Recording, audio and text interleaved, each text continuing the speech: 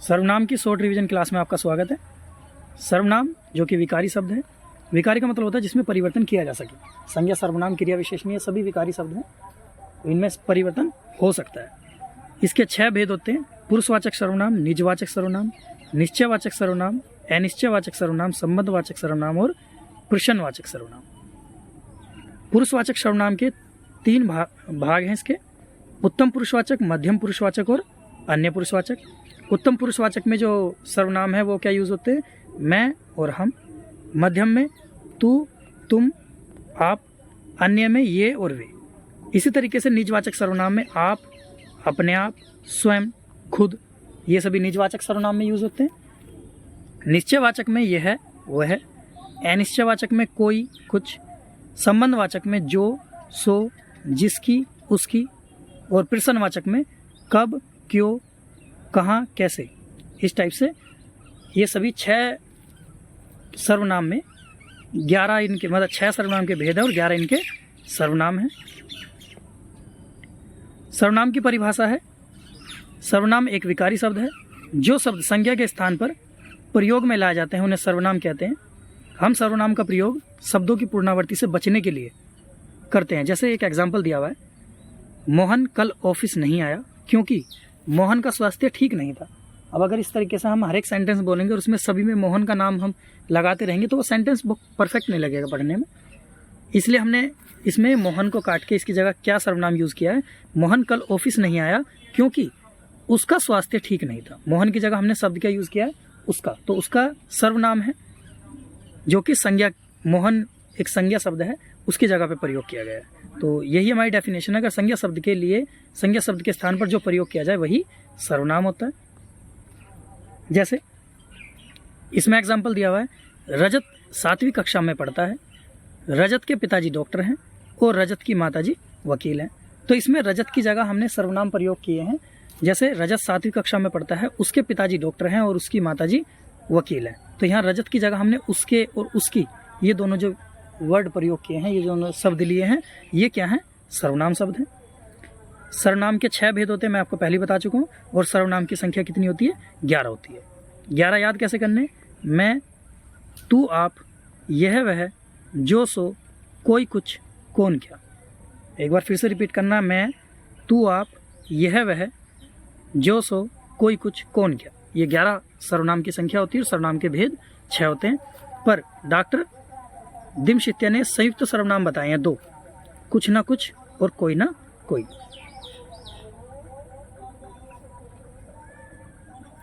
छह सर्वनाम में सबसे पहला सर्वनाम है हमारा पुरुषवाचक सर्वनाम। जो सर्वनाम स्त्री या पुरुष के बदले आते हैं उन्हें पुरुषवाचक सर्वनाम कहते हैं। जो स्त्री या पुरुष के बदले में हम कोई भी वर्ड हम प्रयोग करते हैं वो सभी क्या कहलाएंगे? पुरुषवाचक सर्वनाम कहलाएंगे। जैसे बोलने वाला यानी वक्ता, लिखने वाला यानी लेखक, पढ़ने वाला यानी पाठक, या किसी अन्य व्यक्ति के बारे में जिन सर्वनामों का प्रयोग करते हैं उन्हें पुरुषवाचक सर्वनाम कहते हैं। और इसके 3 भेद हैं। पहला भेद है उत्तम पुरुषवाचक सर्वनाम। उत्तम पुरुषवाचक सर्वनाम का मतलब क्या है? वक्ता यानी बोलने वाला, या लेखक यानी लिखने वाला। अपने से संबंध रखने वाले जिन सर्वनामों का प्रयोग करें उन्हें उत्तम पुरुषवाचक कहते हैं। यानी खुद से संबंध रखने के लिए हम जिन शब्दों का प्रयोग करते हैं उन सभी को क्या कहते हैं? उत्तम पुरुषवाचक सर्वनाम कहते हैं। जैसे मैं और हम, फर्स्ट पेज भी मैंने बताया था इसमें कि मैं और हम क्या है? उत्तम पुरुषवाचक सर्वनाम है। एग्जाम्पल, हम पिकनिक पर जाएंगे। मैं लिखता हूँ, हमारा देश महान है। हम कल बाजार गए, मुझको काम करना है। यहाँ सभी क्या है? यहाँ जो लिखने वाला है या बोलने वाला है वो खुद के बारे में बात कर रहा है, तो इसलिए यहाँ पे क्या है? उत्तम पुरुषवाचक सर्वनाम है। नेक्स्ट है मध्यम पुरुषवाचक सर्वनाम। श्रोता यानी सुनने वाला, पाठक यानी पढ़ने वाला के लिए जिन सर्वनामों का प्रयोग होता है उसे मध्यम पुरुषवाचक कहते हैं। यानी जो सुन रहा है या फिर जो पढ़ रहा है उसके लिए जो हम जिन सर्वनाम शब्दों का प्रयोग होता है उन सभी को क्या कहते हैं? मध्यम पुरुषवाचक सर्वनाम कहते हैं। जैसे तू, तुम, आप। उदाहरण देख लेते हैं। तू भी पढ़ ले, तुम कम बोला करो, तुमको यह काम करना है, आप सहयोग, मतलब आपका सहयोग सराहनीय है, आप नाश्ता कर लीजिए, तुम अच्छी हिंदी बोलते हो। यहाँ से भी क्या है? एक सामने वाले किसी सेकंड पर्सन के लिए बात हो रही है जो पढ़ रहा है या जो हमें सुन रहा है उसके बारे में बात हो रही है, तो यहाँ पे क्या है, मध्यम पुरुषवाचक सर्वनाम है। तीसरा है, अच्छा इसमें एक चीज़ और है, यदि सर्वनाम शब्द का प्रयोग किसी दूसरे के लिए किया जाए तो वहाँ मध्यम पुरुषवाचक होगा, बट अगर खुद के लिए किया जाए तो वहाँ निजवाचक सर्वनाम होगा। जैसे आप अच्छा गाते हैं, तो यहाँ किसी दूसरे के लिए आपका प्रयोग कर रहे हैं, तो यहाँ पे क्या होगा, मध्यम पुरुषवाचक है। बट आप भला तो जग भला, यहाँ आपका प्रयोग खुद के लिए करा जा रहा है, तो इसलिए यहाँ पे क्या है, निजवाचक सर्वनाम है। नेक्स्ट है अन्य पुरुषवाचक सर्वनाम। सुनने वाला या पढ़ने वाले के अतिरिक्त किसी अन्य व्यक्ति के लिए जो सर्वनाम प्रयुक्त होते हैं वह अन्य पुरुषवाचक सर्वनाम कहलाते हैं। जैसे ये और वे, जहाँ जहाँ पे ये और वे आएंगे वो सभी क्या हैं, अन्य पुरुषवाचक सर्वनाम है। जैसे एग्जाम्पल, वे सब पढ़ाई कर रहे हैं, ये बहुत होनहार विद्यार्थी हैं, उन्हें सम्मान मिला, ये सब हमारे साथ खेलेंगे, वह जा रहा है, उसका घर बहुत बड़ा है, यह पढ़ाई में तेज है और वह मुझसे मिलने आएगी। यहाँ पे ये सभी अन्य पुरुषवाचक हैं, बट एक सेंटेंस है, वह मेरी कार है। यहाँ पे किसी एक कार को पर्टिकुलरली बता रहा है कि यह इस कार के बारे में जिसके मैं बारे में बात कर रहा हूँ यह मेरी कार है, तो वहाँ पे निश्चयवाचक है। यह और वह जो शब्द हैं वो निश्चयवाचक में भी, निश्चयवाचक सर्वनाम में भी आते हैं। नेक्स्ट, दूसरा है निजवाचक सर्वनाम। पहले पुरुषवाचक सर्वनाम के तीनों भेद हो गए, अभी निजवाचक सर्वनाम है। जिस सर्वनाम में स्वयं अर्थ का बोध होता है उसे निजवाचक सर्वनाम कहते हैं। इसमें शब्द कौन कौन से प्रयोग होते हैं, स्वयं, खुद, आप ही, अपने आप, ये सभी शब्द जिसमें प्रयोग हों वे सभी क्या आएंगे, निजवाचक सर्वनाम में आ जाएंगे। जैसे आप भला तो जग भला, मैंने खुद यह किताब लिखी है, बच्चा अपने आप चला गया, मैंने स्वयं चोर को देखा, वह अपने आप गिर गया, वह औरों को नहीं अपने को सुधार रहा है। मतलब इसमें सब चीज़ बातें खुद के लिए, अपने लिए हो रही हैं, इसलिए यहाँ पे क्या है, सभी में निजवाचक सर्वनाम है। तीसरा है निश्चयवाचक सर्वनाम। जो सर्वनाम किसी पास या दूर की निश्चित वस्तु या व्यक्ति के लिए संकेत करता है उसे निश्चयवाचक सर्वनाम कहते हैं। जैसे यह मेरा घर है, यह मेरा दोस्त है। निश्चयवाचक में मैंने आपको बताया इसमें सर्वनाम, दो सर्वनाम प्रयोग होते हैं, यह और वह।